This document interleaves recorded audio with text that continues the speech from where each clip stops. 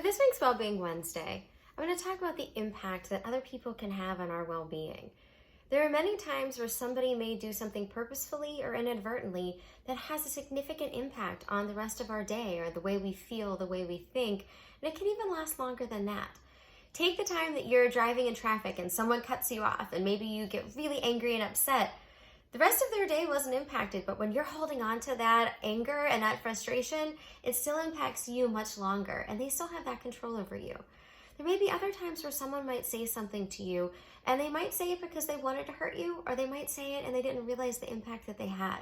So it's important to understand that yes, words can have power, but oftentimes it's how much power we are going to give to them.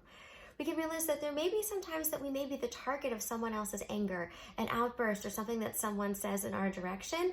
But just because we're the target of it doesn't always mean we're the actual source or that we deserve to take that on. Sometimes we have to give people the benefit of the doubt and have some grace. Other times, it is important, of course, to evaluate, to determine, was there something that I did do that if this is a constructive criticism or something that I can respond to?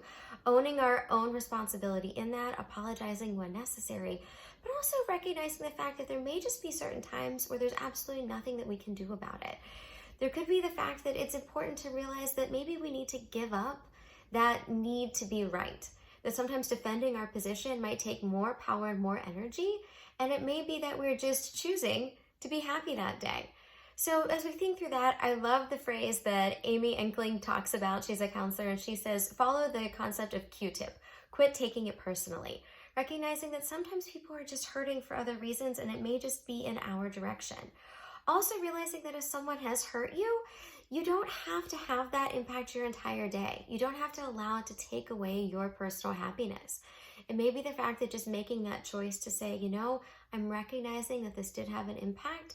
What this person said, it hurt, but I still get to be in control of how I'm feeling and how I move forward.